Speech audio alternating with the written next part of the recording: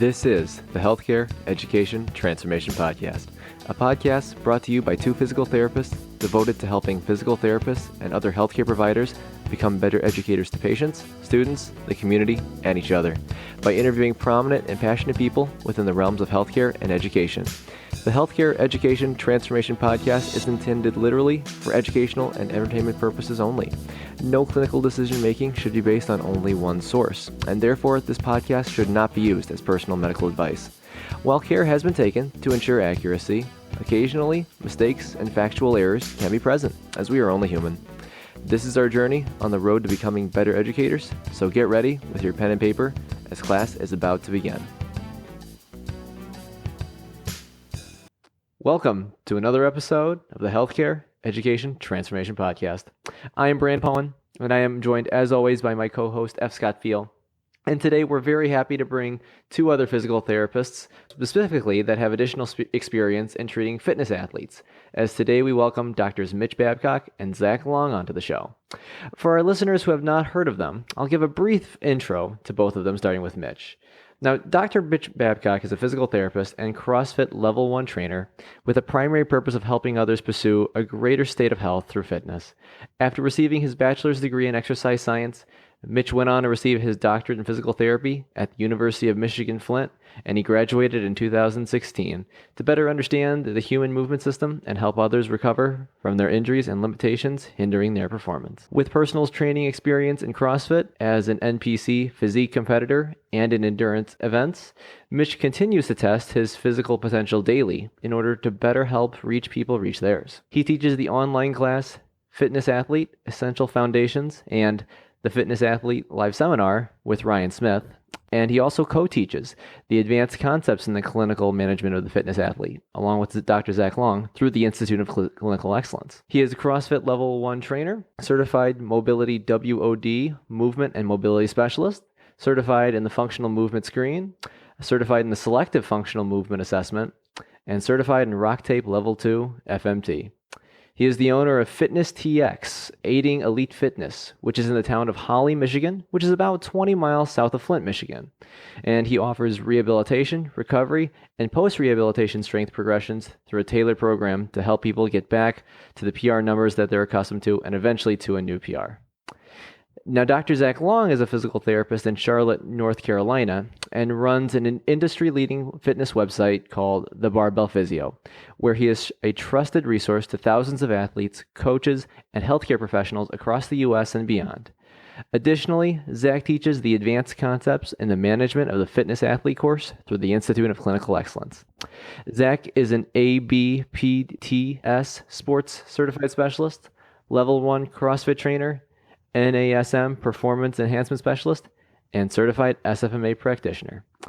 Now, gentlemen, first, thanks a lot for coming on the podcast today or share your perspectives. And now I realize that your intros were very brief, but was there anything that I forgot to mention about you guys in your intros that you think our audience should know before we start? I don't know about brief. It seems like you hit all of it there. Yeah, well, you didn't mention Mitch's triceps, which are quite impressive. And you didn't mention my ankle mobility, which is ridiculously off the charts great, mostly because I have absolutely no calf muscles. And Zach is a pirate. Arr. That's right. More of a Tar Heel. Oh, come on, but man. Also Yeah, Tar Heel. I'll allow it. As a demon deacon and a pirate, I'll allow it. Now, one thing that that should be mentioned is that I did a clinical internship with Zach, so that's where my relationship with Zach was formed. So I did one of my full-time clinicals down there in Charlotte, North Carolina alongside him. So if I sound biased or brainwashed in any sense, it's his fault. We can blame him. Fair enough. I was going to say anything smart you say today is fully a result of working with me. Very nice. So guys, you both have a good experience treating fitness athletes at this point in your careers. In your opinions, what are some of the biggest pros and cons of treating fitness athletes? Well, they're definitely a really proactive and highly motivated group. So they're going to really spend some time when they have an issue going on looking for information themselves prior to coming and seeing you. They really do a lot of different things, especially in the CrossFit world, to try to improve their performance on their own and treat themselves. I'd say that's probably the biggest pro working with that population. Yeah, 100%. And, going along with that, they're very, if I have to sum it up, they're very program minded, right? They're so used, as these athletes are so used to seeing what the work is that they need to get done for the day and getting it done, checking the box and moving on. And so when we prescribe rehab or some sort of rehabilitation program, they very much like to have that program in front of them, check the box, know that they did it that day, and move on, which is an HEP adherence that we wish all of our patients possessed, but definitely common in this population. Yeah, Zach, do you have any cons? Oh, cons.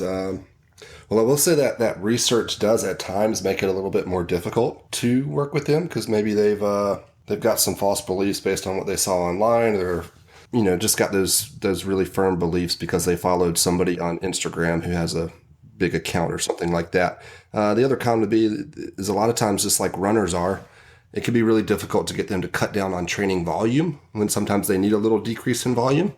That'd be the two biggest ones. So you've almost got to do damage control and uneducate them on some of the bad habits or bad ideas that they've got. Oh, for sure. Yeah. Every CrossFit athlete, Olympic lifter, power lifter has glutes that don't activate and tight psoas, and their piriformis is shot. Yeah, no, I agree totally with what Zach's saying. Because they are so proactive, because they are so involved, they will come to the table with a lot of false narratives from people that they may have seen or heard. They train, they love to train. And so it's very, very hard. We're always talking about increasing load in our patients. With some of these patients, it's about decreasing the load. It's about pulling back the reins a bit and just kind of keeping them focused on what the stages of rehab really look like and how we're going to progress them forward and keep them on that time frame of sorts.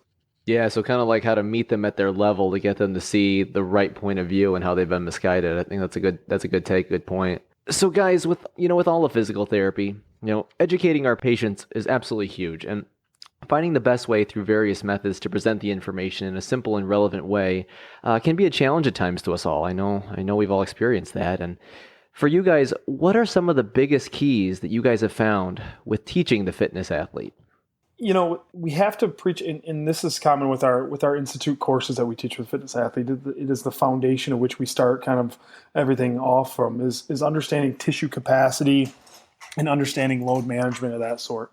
And so we spend a lot of time during our evals of trying to make that analogy clear. And we've guys like Greg Lehman have come out with a lot of great analogies, and other great clinicians as well, about building the cup. The tissue capacity is like it's a cup, and if we overflow that cup, then we can, it can result in some inflammatory issues or some injuries and that sorts. And our training is about just calming that system down, building up that cup, and so that our capacity and our robustness is more, and we can handle more later. So using that analogy and wrapping their minds around the fact that, okay, I understand what I've done. I've overtrained or I've run myself into a little bit of a corner here. We're going to back off the throttle, and then we're going to build the capacity and move forward after that. And so I think that analogy in its source is one that I go to often to help really teach that lesson with this clientele. I would follow that up, the training volume stuff and those analogies up with relating a lot of the treatments that we would do to their performance, because that's going to further motivate them to get on top of things. So if we say, hey, the way you squat right now, it looks to me like, you're putting a little bit more emphasis on this muscle, and that's taking the brunt of the force. Well, if we can bring up this muscle or this set of muscles or get you moving slightly different, we're not only going to help spread the load out along these multiple tissues that are performing that movement, but we're also going to have you in a position where down the road, you're not going to have as low of a ceiling on what you could potentially be lifting. That's a good point. Kind of going off that last question, what are some of the experiences that you guys have had as far as like some of the barriers that you hit with treating and training fitness athletes? And what are some of the strategies that you guys find most effective with overcoming those barriers? So I'd say a big barrier is in the fitness world, they're so big on soft tissue work and foam rolling, lacrosse balling, that I think a lot of times they come in with the idea that even though they've already foam rolled and lacrosse balled and all that stuff, they still need to get ART or some other passive treatments that are going to break up scar tissue or break up those nasty adhesions in their muscle, whatever it is. And I think then that's when your conversation really has to go back to what Mitch was talking about, where we're talking about your tissues training capacity and needing to raise that up, because without training capacity, there's no way they're going to have these long-term changes in their performance and their health. Yeah, that's a great point, and that is a nuanced issue right there that you have to deal a lot with. And I know a lot of clinicians will integrate some of that, just as their kind of stepping stone, and then they'll move beyond it very quickly. But going along with that is, very difficult, this population. When we talk about training loads and when we talk about trying to monitor those are very difficult in CrossFit athletes, right? Because there's so much variance. I say it often, it's the beauty and also the downfall of CrossFit is how much variance is built in.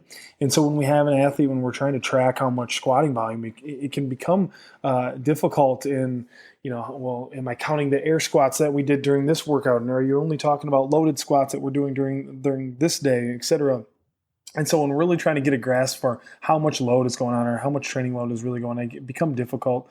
I've really encouraged a lot of my athletes or my clients to keep a training log during their rehab process if they don't already. Now, I know a lot of CrossFit athletes will write everything down. They're very thorough with that and logging their workouts and seeing what they've done to be able to reflect back on it. But especially important during the rehab process when we're really trying to get a handle on some things, get some hot things to calm down, and then progress the capacity of other things, and we're monitoring the response to it as they go. It's really important to have an understanding of how much they've done. What did they do 2 weeks ago? Or, what did they do last week? What did they do 2 days ago? And how is that affecting me as I move forward? So I'm encouraging them to keep a log of their stuff just to get a better idea of it. Yeah, those are good points, guys. So say either a new graduate PT or practicing PT who's considering looking into treating more fitness athletes. And, we know that there's a ton of content out there and it can be very overwhelming. In your guys' opinions, what are some of the best resources that you guys would recommend for either a new graduate who's treating fitness athletes or maybe a more experienced clinician who's looking to start entering that realm? It's a great question, and I'm not even going to let Zach go first because I'm going to give him a shout out because he's too humble to do it himself. I would say start with Zach's website. And for a number of years, he's been putting out content that's not even going to help the athlete, but also help the clinician a ton, just from his experience of seeing this stuff. And if he hasn't wrote a blog about it yet, I'm not sure that it exists as a condition, right? So you should probably start there. But you're 100% right. Like, there's so many people now with a voice. I don't have much room to say. I'm just another one, right? Joining the crowd of people shouting. But I think that's good. That brings overall awareness across the country, across the globe for that matter. Names like Kelly Starrett, he's been doing it forever. He was the pioneer in this field of putting out content to help the CrossFit athlete. Guys like Quinn Hennock out there with the Juggernaut crew and the clinical athlete staff. I think he's putting out some great content and does some courses of its own. Obviously, we built out our courses through the Institute of Clinical Excellence because we feel like this is a need, and there's a lot of clinicians that are looking for content in this area and a place to start. And so, the reason we built those out is such. But a ton of great resources. I'm curious to hear who Zach brings up. I'm going to say it's something Mitch and I talk about a lot is we think more clinicians should take the CrossFit Level 1 course. The CrossFit Level 1 course does an amazingly good job at teaching coaches how to coach. And I don't think that's something that we get enough of in school. Coaching athletes and how to move and breaking out the squat, the deadlift, the med ball clean, the overhead press. They give a lot of great verbal and tactile cues to help average coaches really quickly learn how to improve movement patterns. So I think very highly of the CrossFit Level 1. As somebody that has had a lot of experience in the strength and conditioning world, I was amazed at how much I learned in that 2-day course myself. I went in really thinking I wouldn't learn much, and it was a really good course.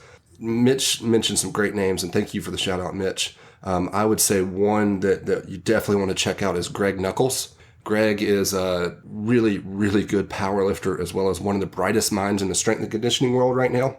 He puts out tons of great content specifically for clinicians who want to work with a fitness athlete. He's made 3 guides on bench press, deadlift, and squat technique that are completely free. Each of these as a PDF are about 100 pages full of nonstop references and research that really breaks down those movement patterns from performance and health perspectives. And those are unbelievable resources to have in your pocket. Yeah, Zach, I'm really excited to hear you say that because I'm actually signed up for the Level 1 CrossFit for the end of the year here. And I haven't lifted weights in probably 10 years or so. And so this year, through Mike Eisenhardt's Free the Yoke Summer of Move, I started getting back into the gym and just, trying to find a starting point for me. And so I started my own little blog about, I'm a PT, not a CrossFitter, but I aspire to be one maybe, or maybe not, but I need to find out. And everything that I've done as far as research points me to that. Just take the Level 1 CrossFit class. It's great. So I'm glad to hear you say that. Let me throw one more thing out there. Actually, probably who I've learned the most from over the last year is a woman named Pamela Gagnon. And she is a high-level CrossFit gymnastics coach. But how I got introduced to her was I knew she was a CrossFit coach. And I just went to her and said, hey, I want to learn from you. I want to start working together. Nothing special. I just went to somebody local and said, let me learn from you. And I have learned a ridiculous amount from this woman. And everybody listening to this probably has somebody in their area. Maybe they're not a physical therapist or chiropractor or rehab professional or whatever, but there's somebody in your area you can learn from. And if you just go start poking around and spend an afternoon with somebody and spend an afternoon with a couple people and see, you're going to find somebody that's going to teach you a lot that you would not have expected to. Yeah, that's an awesome point. So guys, just, what would you say is some of the most helpful pieces of advice you could give to maybe a new graduate or a PT who's looking to maybe start their own fitness athlete business? Coach. Get out there and coach. If you want to work with CrossFitters, get your CrossFit level 1, go to a local gym, see if you can start coaching, because the number of athletes that you're going to see moving per class is probably about as many people. You'll see as many people move in that 1 hour as you'll see in an entire day in the physical therapy clinic. So you coach every week for a year. The number of exposures to different movement patterns you're going to see is ridiculously off the chart. And you're going to learn a lot about coaching and watching movement over that time. So CrossFit is almost really like a classroom for fitness, right? I mean, you've got all your students in there and you're legitimately coaching them or teaching them through the movements and the workout, right? Correct. Yeah, and typically it's medium-sized classes, 10 to 15 people at most gyms. So you have enough time that you can get your eyes on everybody, but it's not one-on-one. I mean, it would be great sometimes to have that one-on-one, but then that's also going to limit how many people you get to see. So it's a good mix. Especially if you're in a gym that has some coaching experience where they have some systems in place for training new coaches, that's an awesome learning experience for a new grad. It's so funny that Zach started there, because I'll even take it one step back before that is, what I have as speak the language, but what I really mean is move first. And it's strange that we have to say that, but it's surprising to me how many people aspire or see CrossFit as some cash cow, and they can't wait to get out there and start a practice inside of a box, who have literally never experienced this culture before. They're brand new to it, and they're expecting to come in as this expert in this culture, in this environment, with very, very little background knowledge, context, not even coaching, but let alone even being coached in class. It would amount to me as though you were going to set up shop as being the running expert in your town and you've never ran a 5K. It just doesn't make sense to me to assume that based on our degree that we have everything, all the requisite knowledge and skills that we would need to walk into any environment. And I don't believe that to be true for a number of niche markets, and I don't think CrossFit's any exception. So I love what Zach said, coach, but before you coach, move, be coached.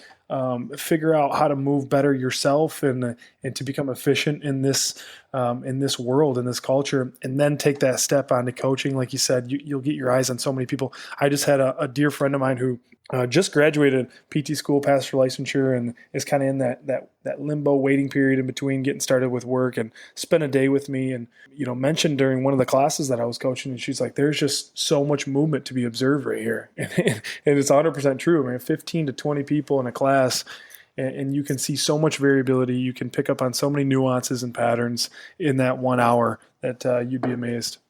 Yeah, for sure. And I like, guys, what you said in terms of about how, really being, in the patient's shoes first, to be your own in terms of being active, but also developing your coaching skills. And, when you said that, that kind of reminded me of another resource that I kind of recently got done reading. I got finished reading Brett Bartholomew's Conscious Coaching book, and he really goes into the art of coaching from the social construct. And I thought that was pretty helpful. Now, granted, I'm not a fitness athlete specialist by any means, but I just read that book and I found that was pretty interesting. So I just thought I would share that. But, guys, with you guys being relatively young PTs, could you guys touch on your experiences with teaching other clinicians, and particularly those with more clinical experience, and kind of what you guys have learned from these teaching experiences?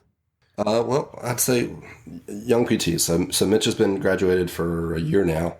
I have for 4 years. So yes, we're young, but we're in a very specific target audience. We've got a very specific set of advanced skills, and that is working with the fitness athlete.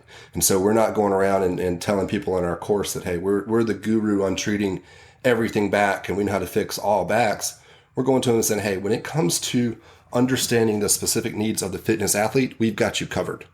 And I think that's something that people that take the course really understand, that we're not experts, and we learn from everybody in the course on different treatment ideas and treatment philosophies. But when it comes to managing the fitness athlete, that's what Mitch and I have a ton of experience on, well beyond our years as PTs. And then if you also look at it even broader than that, I've been working in strength and conditioning and fitness since I was 18 years old. So I've been doing that for longer than my 4 years as a PT, and my 4 years as a PT alone does not make up what I am today professionally. Yeah, that's a great point, Zach. And that's exactly that. So I teach 2 online 8-week courses and then 1 live seminar course. And in every course, I am consistently learning the most out of anyone in the room. I truly feel that way. And there's no ego in these courses. There's not like you're in our course now. That's just ridiculous to think that way. We come right out in front and say, look, this is our lane and we're going to drive fast down it. But we recognize the vast amount of experience that we're surrounded with during these 8 weeks or during this weekend course. And we'd be fools if we didn't leverage that, right? And so we pull in the expertise and the clinical pattern recognition of all the great clinicians that we're so fortunate to link up with and lock shields with during our courses. And man, like I said, I come out of that just smelling like a rose because it's just so much knowledge that I can soak up during that time when I'm supposed to be teaching and I am teaching, but I pull a ton from it. So like Zach said, we don't claim to be anything we're not. We stay in our lane and we teach what we know best, which is, the management of the fitness athlete. Yeah, Mitch, you kind of mentioned, the online course versus the live course. Maybe you guys could talk a little bit about what you feel is the most effective way to structure a fitness athlete management course. Like, do you feel like the online is more beneficial? I would think, probably the live course because you can take people through the actual movements. But maybe give us a little insight as to which one you guys feel is more beneficial. Totally. Yeah. And we've had the luxury of doing 1 live course and we have another one coming up very soon here. And I don't know when this podcast will launch, but, they both have their benefits. And what I'll say about the online course is because like you mentioned, you would assume that the live course, you can get more done hands-on, right? You can see it live. And the way we structure our online courses, through those 8 weeks, clinicians are submitting videos of their own movement over the course of those 8 weeks, and we're providing detailed feedback for them as we go. Very cool. Yeah. So in the beauty of that is over the course of the 8 weeks, we can really develop a strong relationship, and it's hard to do that in a weekend course. It can be done by all means. It can be done, but over the course of the 8 weeks, we're really able to get to know these individuals, really help them with their movement, really challenge their beliefs, nudge them in the direction of exploring some new, training environments. We've had so many clinicians now take the course, reach out to us later and say, I have so much more confidence now. I'm going to go drop into the CrossFit gym. Or they'll tell us that they made it their movement practice, or they've struck up some connections now. And I truly feel that over the course of those 8 weeks, we're able to really, influence in that direction. So I would say they both have their luxuries to them. Yeah, I'd say with the online course too, you would really think that the live would be the advantage. And there's definitely some stuff that we cannot do online. No doubt about that. But the depth of some of the material that we cover, like our week 1 in the advanced concepts course, we talk about programming for strength and conditioning.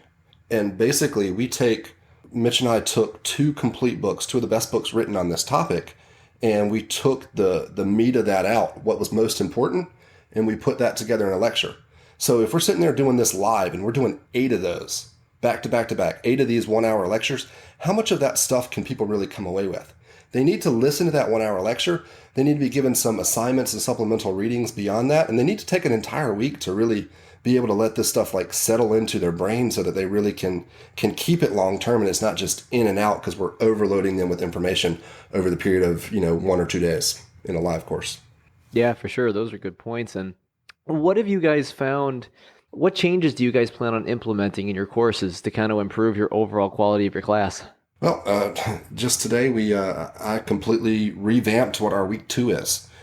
We were fortunate enough in our first cohort for the advanced course to have one of the CrossFit Level 1 instructors. So she travels the world teaching these CrossFit Level 1 seminars, give me a little critique on what I critiqued CrossFit on. And so based on that, I was able to go back and update what we're doing, and we're adding new content in as we've kind of found some holes after we went through the first cohort, talking about some women's health issues. We're bringing in some people to audit the course to give us some external feedback. So a lot of things that will be changing, and it's a ever-moving program.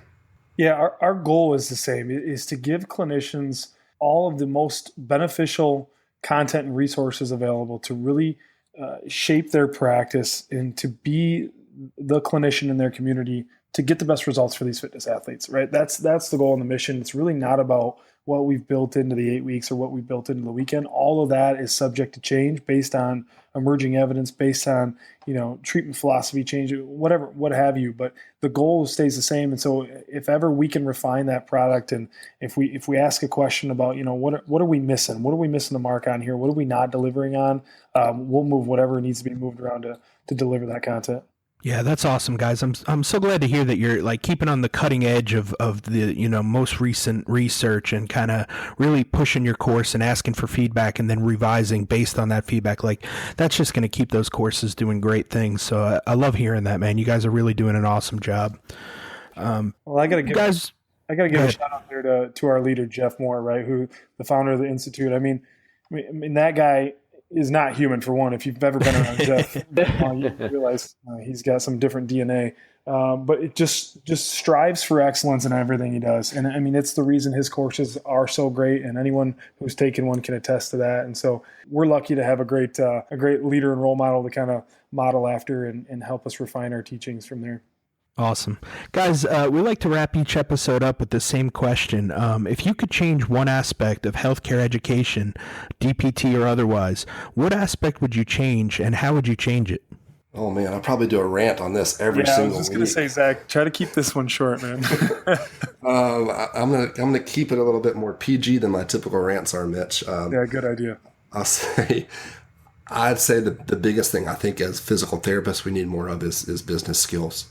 I'm fortunate enough to work with some awesome chiropractors, and what they come away with from a business standpoint and marketing standpoint is so far above us. And I think a lot of the problems that we have as a profession as far as our image comes down to our lack of marketing. And we, as a profession, tend to have these nonstop Facebook debates on why people don't like what we're doing, but we never do anything about it. And I think the reason we never do anything about it is because, we just don't have this business mindset, and it just makes us, in comparison to other professions, and I don't mean this as a knock against other professions at all, it makes us just look, I think, wimpy. That's an interesting perspective because I didn't even take that angle at all, but I'm glad you brought that up, and I agree fully with that. But, when you pose the question of healthcare, how do we change healthcare education? I keep getting caught up on health, and we go on that full rant of like, is our current healthcare system really about health at all? And so, my bias is like, really educate on the components which consistently and repeatedly move the needle in regards to health, and that's movement, exercise, and nutrition, right? Like, let's actually get in here and teach this stuff the way it needs to be taught. And I don't care what profession you're in, to what degree you dive into that is subject to change. But if the fact that MDs are coming out with, a 2-hour lecture on nutrition and then, getting hammered the rest of their 4 to 8 years of schooling on other modalities, the fact that I come out of PT school just livid that, my manual therapy skills weren't at the level that I thought I needed them to be. And never mind the fact that I'm overlooking, all the work I could have been doing on the exercise component of things. I mean, those two, pillars, exercise and nutrition, need to be the foundation of everything our health in this country is built upon. And if we don't have the requisite knowledge and education upon them, I don't foresee how we're really going to move the needle on health and healthcare long-term in this country where it needs to move to. And in the health model, there's no one better position to do that, what you were just saying, Mitch, than physical therapist. Yeah, no, great points, guys. I totally agree, Zach, when you were talking all about that. I think, I agree that having a business mindset and learning some of the basic skills to a degree is important because, we can work on clinical excellence all day, and I'm not knocking it. I think it's very important. But if we can't market it, if we can't have the business mindset to get it out to the people that need to know about it, it's not going to be that effective. And, I agree with you. I think that's a good point. And also, along with Mitch, I totally agree that overall working on this, population health aspect is absolutely critical. And I think it's unfortunate now in this day and age that a lot of those things to work in that extra regard really aren't incentivized too heavily at all. So I think that's a shame, and I hope that that's something that we see more of in the future. But I think, like you said, it'll take more healthcare providers in general kind of working towards that route and wanting to get involved. That's really going to push that needle towards that direction. So great take, fellas. So guys, thanks for coming on the show with everything. And, thanks for the insight on that you've all given us about, everything about how to manage fitness athletes and how to even become a better clinician that deals more with treating fitness athletes. And this has been very helpful stuff. But where can people find you online and on social media? My main website is thebarbellphysio.com, and it's also the Barbell Physio on Facebook and Instagram. And if you haven't checked that blog out, that website out yet, you're doing yourself an injustice. So get on that. You can find me. Lately I've just been putting a lot more on Instagram. It's where you can keep up with my personal training, with exercise ideas that I'm coming up with anything I'm doing in my clinic. So you can find me on Instagram at Dr. Mitch DPT. My website is fitnesstx.physio. TX stands for treatment, not Texas. I'm not located in Texas. That's been a little mix-up a few times. So you can find that on Facebook as well. And hit me up on all those socials. Awesome, fellas. Thanks again so much for your time. It was a pleasure. Thank you. Thanks, guys, for having us. This was awesome. Thank you for attending class today, and we hope that you learned something and gained value from the content. If you'd like to schedule office hours with us, feel free to add us on Twitter at HET Podcast, on Instagram, HET Podcast, on Facebook, the Healthcare Education Transformation Podcast, and the homepage, healthcareeducationtransformationpodcast.com. And for those of you following along in the syllabus, extra credit can be obtained by liking us, sharing us, and leaving a review. Let's continue our journey up Mount Educational Success as lifelong learners.